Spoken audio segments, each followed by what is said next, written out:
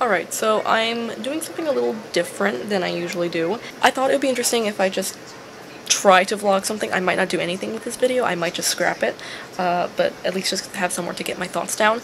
So currently, it is almost NaNoWriMo, and I don't know what I'm gonna do. I said I was gonna write a short story or a novella, maybe novelette, like a type of creepypasta type story. I still want to write that, but right now, the first book in my current trilogy is out in the hands of beta readers, and I am trying to work on editing the second and third book while they're reading it, since I'm probably not going to get the book back till like November. And I'm also just trying to work on a new story development plan for the last draft of book 1. So I have a lot of editing and stuff to do, and as I'm editing book 2, I am realizing that I'm going to have to basically rewrite the whole fucking book because of how much the story has changed, and I guess I just wanted to show my process or progress, whatever, on that. I have attempted to edit this book multiple times. I can see the timestamps on my Scrivener document, though now I've transferred it to Google Docs because I'm more comfortable on that software. But yeah, I've attempted to edit it a couple times, but I did not know how to edit things back in the day. I would say it was only after getting people to beta read my story that I realized that there's a lot more to editing than just cherry-picking spelling mistakes. It's only now that my books are really starting to take shape, because I'm only now realizing that there's just so much more to editing than what I thought there was. So now that I'm waiting for book 1 to come back to me so I can edit that, I am just working on book 2 and 3, because my hopes were that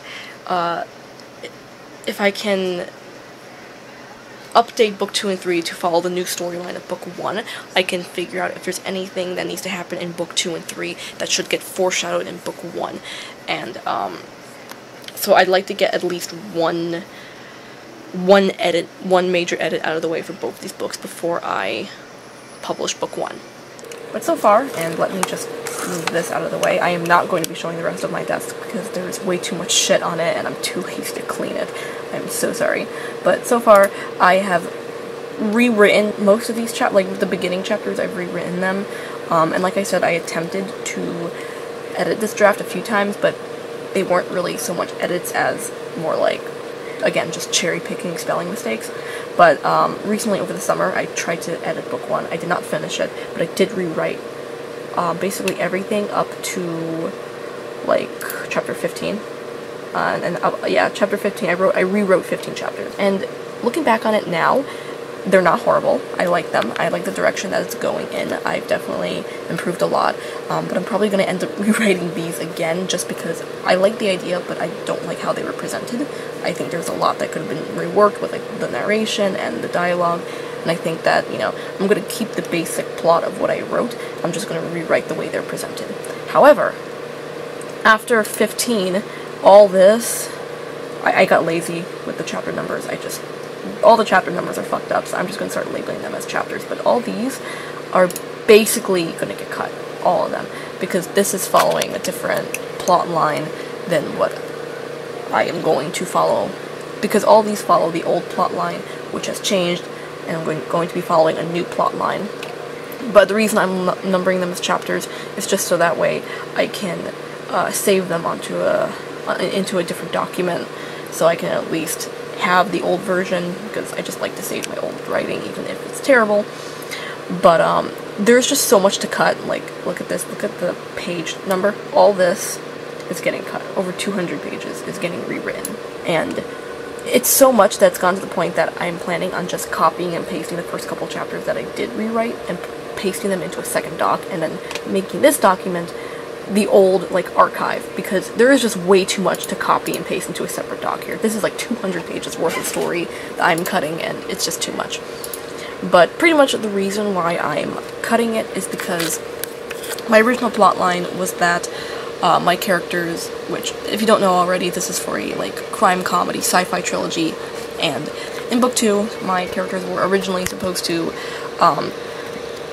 go on like this world trip almost, where the case that they are investigating has spread worldwide now, and it's affecting other countries, and basically they would go to each country to investigate it. But this has a lot of problems with it. One, I do not want to appropriate any cultures or just write about countries terribly. I had good intentions with this idea. I thought it would be nice to show how other foreign agencies worked in this story, and I wanted to give representation to other cultures and countries and people of different races and ethnicities, but, you know, there's plenty of ways to do that without like forcing your characters to leave the country, and I just feel like stepping into territories that I am completely unfamiliar with. No matter how much I research it, I feel like I'm gonna fuck up somehow, and I really do not want to fuck up other people's cultures. Second reason is because there's just no reason for them to have to leave the country, even if the investigation is spreading worldwide, because this is a case that their agency is specifically focused on. But the second that crime scenes and evidence and stuff starts showing up in different countries, this becomes an everyone's problem, so other agencies are going to be handling that. So I can understand if the agency in my book is in contact with other foreign agencies because they're the main ones that are handling the case, and now they're, you know, it's happening in other countries, so they're in contact and kind of remotely helping them with the case. That makes more sense, and I'm going to be going with that plot line. But having them leave the country just doesn't really make too much sense, just because other countries have perfectly good agencies with perfectly good agents to work on this case and investigate it. I don't know why they would have to fly someone out of America to do that. You know, it feels almost insulting. But basically, with the new plotline, my characters are going to be in contact with foreign agencies, and I do still want to explore that idea of showing how agencies in other countries work in a story. But I'm just taking a safer route and having them like work remotely. This will also give me a chance to explore the city that my characters live in, because they live in a fictional city in California, and I feel like that city didn't get fully explored in book 1. At least it got explored, but like I feel like there's more to it that I would like to show. But like in the second book, you basically didn't get to see anything in the city because they just weren't even in the country. So I would get to properly world build in this book as well.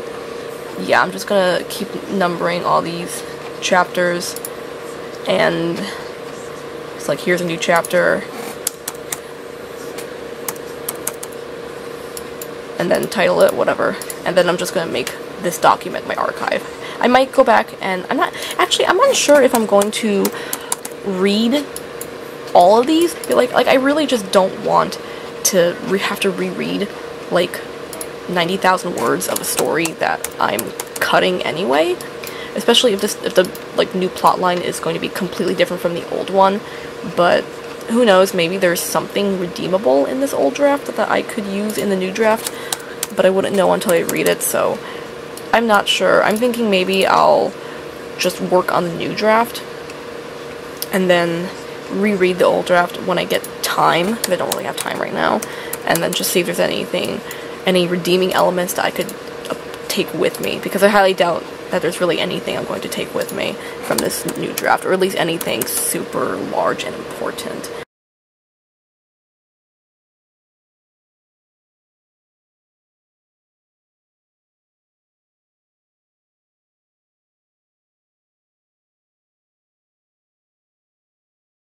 Alright, I am still labeling chapters. There's so much happening. Just so many chapters. But I actually wanted to mention how, I have not touched this book in I have not officially touched this book in about 2 years, and just reading some of my old writing, it's so terrible. I mean, terrible is an understatement. This shit should be put in a landfill. I had good intentions with this story, and it just did not work. It's terrible. It's just so bad. But I do remember that when I wrote this book originally, there was a subplot where basically, this little creature in the first book, her name's Rachel, her origins are kind of unknown. It's theorized that she's some sort of government experiment or something, because she's not a normal animal. And that's kind of the only explanation that the characters can come up with. And they're correct, and Rachel has a little subplot in this book where her origins get explored, and you get to see who created her and where did she come from and all that, you know, what kind of, you know, how was she made. She's just like a cute little Frankenstein of a monster, kind of. But, I really enjoyed that subplot, and even though it's been years since I wrote it and even read it back, I just remember how much fun I had with that, because 2 new characters were introduced. And their names are kind of still in the works, but their names were Nigel and Brennan. And basically, they were these 2, government workers or scientists that worked for this, not agency, I would say facility that just experiments with DNA and other organisms and animals. And she was like a failed experiment that was supposed to be like a super monstrous like guard dog almost for like the government, like, you know, one of those like cool sniffer dogs almost. Like, she's supposed to be strong enough to replace them as well as protect their owners and just be kind of like an all-in-one creature. But she ended up becoming a hyper-intelligent but also very adorable little ball of fluff, and the whole experiment was a bust, and they decided to just get rid of the creature. But a woman working there decided to keep the creature and save her life, and that woman was my main character's mother, and that's how my main character got a hold of this creature. So I got to explore Rachel's backstory in this book, and just it was so much fun. The 2 characters, Nigel and Brennan, are characters who work at that facility, and they don't know where the creature went. It's just kind of like a lost cause for them. They never, you know, they always wanted to find the creature, I guess just out of embarrassment and fear of what the creature's capable of, because she seemed cute, but like they don't know if maybe she was hiding some power from them that they didn't know about, which, spoiler, she didn't. She is completely incapable of causing harm. But, you know, they never were able to find Rachel again until my main character comes to light, and they discover that my main character takes this creature with him everywhere, and they're like, holy shit, this is that creature that we lost years ago, and they want the creature back to do experiments on her. But, you know, obviously my main character doesn't want to give her up. He loves her. That's like his little pet, or even child in a sense. It's just, you know, that's his little fur baby. And so there was like this whole like subplot where these characters were like literally following my characters around the world trying to get a hold of that creature. And but yeah, just the whole subplot with like these facility workers chaotically chasing after my main character and his little ball of fur was just so fun. The 2 characters from the facility have like kind of like a father-son type of dynamic, and it was just so fun to write. And who knows, maybe my humor has changed since I wrote it. Maybe that subplot's completely shit, but who knows. I'm really excited to go back and work on that subplot and rework it to fit the new plotline of the book. But also, I finished labeling all the chapters, so now I'm going to go over here and just copy and paste what I rewrote and put it in a new document and make this document my archive, because there's just way too much shit I'm cutting out to transfer manually.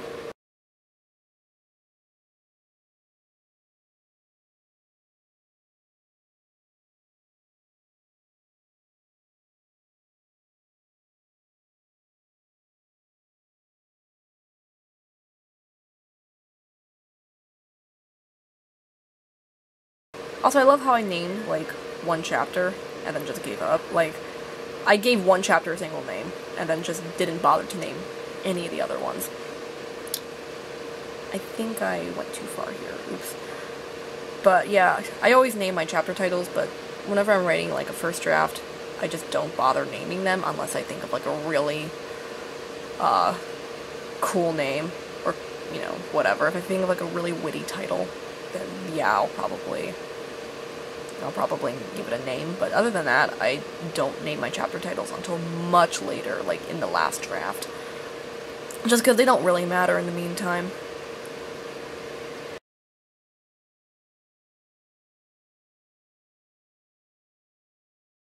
So I'm going to Control copy. I can't tell you how many times I have accidentally, like, pressed C instead of Control C, and I end up just replacing my whole document with the letter C. This is before I figured out that you could just press Control Z to redo what you did, but there was a time in my life where I didn't know that you could press Control-Z, and I would lose just pages of writing and painstakingly rewrite them because I didn't know that you could just press Control-Z to bring them back. I guess it all doesn't really matter now because all those stories have been scrapped, but it definitely was terrible back in the day. So paste all that. Okay. Yep. I thought I was gonna have to reformat the text, but nope, that's good. So this is my new one. Oh, I'm going to also go over here and copy and paste the title. Sorry if I'm not holding this camera correctly. I'm trying to balance two screens at once. So there we go. And now I'm going to label this archive. One thing I never do for some reason is whenever I like have duplicates of a document, I will like label like let's just say I have like a document that's labeled with my book title. I have like book title, and then I'll have something after it explaining what it is. Like, this is draft 1, this is draft 2, this is an outline, this is my series bible, this is my archive, whatever, and I'll have it labeled afterwards. But because the titles are so long, I can't actually see what the full title says in Google Docs. So I just have like a bunch of duplicate documents with the exact same title, and I can't see what comes after it, so I don't know what document I'm clicking into. So I need to start like labeling what they are at the beginning, like this is archive, this is draft 1, this is draft 2, blah blah blah. I really need to start labeling what they are at the beginning of the title so I can know what I'm looking at. Like, you know, right here I have archive. Instead of putting it at the end, it's better to put it at the beginning, so when I go to Google Docs, I can actually see, like, oh, this is an archive. I won't just see a bunch of duplicate documents because, for example, look at this. This one, these all have the exact same title. All of these have the exact same title, and there's just more of them down here, and I never know which document I'm clicking into because I keep forgetting to put specific labels at the front so I can know what it is I'm looking at. Yep, so here's all the new ones. I'm just gonna have to start rewriting, I guess. This might actually be my NaNoWriMo project instead of the previous one because I was not expecting to have to rewrite everything. Holy shit. I also have a story development plan for it. It's not fully formatted yet, but I have a whole thing here. I'd like to do at least one major edit of book 2 and book 3 just to get the like major, like, you know, just to get the skeleton out of the way so I can know what I'm working with, and if there's anything major I need to foreshadow from book 2 and book 3 in book 1, then I can foreshadow it in book 1 before it's published, because once it's published it's too late. I'm not going to unpublish it, but if there's anything I have to mention in book 1 because of some events in book 2 or book 3, I want to figure that out now. So I just want to get one draft, I just want to get at least one major edit out of the way for 2 and 3 before I do anything else, and I'm hoping I can get this done before I get my beta feedback, but I'm not sure since I think most of my feedback is going to be coming in like another week or 2. And I don't think I can get that done. I don't think I can edit both these books on time, but I can certainly try. Alright, so I'm about to start writing a bit of an outline for book 2, just because I don't really use outlines or plan anything meticulously, if I pronounce that correctly, but I do need like a bit of a rough outline to kind of get an idea of where I'm going with the story. So I'm actually going to be writing the outline from where I left off and just continue the outline from there so I can have a rough idea of where I'm going to be going with the rest of the book as I write it. Ignore the mess on the bed and the mess everywhere. This room is a shit show. I'm so sorry. Also, do you like my pajamas? They're pinstriped.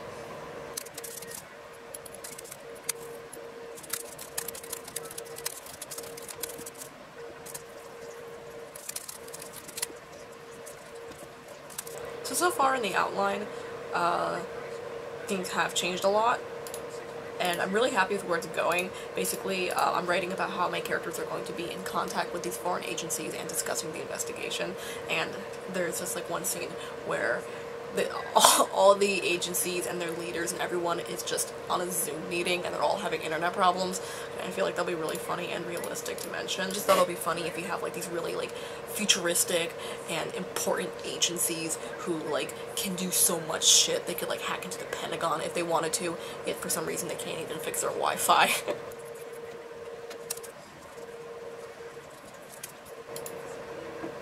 I'm having issues with like the meat of the book. You know that like muddy middle, I don't know what they call it, but like where the middle just gets kind of boring and it drags. I'm trying to figure out what's supposed to happen in the middle of this book, and I can't for the life of me think of anything. So my problem is not so much that the middle of the book is boring, but more so that I quite literally don't have a middle. I'm not sure what to put in there. But I know some people have told me to like work your way backwards, so figure out your ending and then go backwards instead of trying to go forwards in your outline. I might try to do that because I do have sort of an idea of how it's going to end, but even my ending is just very rough and I'm just not sure. Alright, so update on the outlining. I can't even see my screen, but I finished a very rough outline, about 2 pages long, and I don't want to show it because I don't want to spoil anything for anyone. But all that is basically an outline for about 80,000 words. That's my goal. I want to rewrite 80,000 words for this book. So like I said, my outlines are very, very rough. I don't have the story in my head in great detail, but just writing down very rough descriptions for each major event in the book is enough for me. So I'm gonna go ahead and just start writing these scenes now. I mean, there's nothing else I really can do, and if I want to get book 2 and book 3 to a somewhat presentable stage before book 1 is published, I gotta start doing this now. So I guess wish me luck on that. I'm not gonna be doing too much editing after this. It's mostly just gonna be purely rewriting. So yeah, I feel like I might spend most of November doing this for NaNoWriMo because I was not expecting to be rewriting this much, but if it helps my story, then it helps my story. I would like to do more vlogs like this and show my process on editing and outlining and writing and whatnot for other things. Maybe I could do something like this for book 3 once I want to start rewriting and editing that, but we'll see. In the meantime, that's it, and I wish everyone good luck with their projects, and good luck with NaNoWriMo. It's coming up pretty soon, so have a great day, everyone.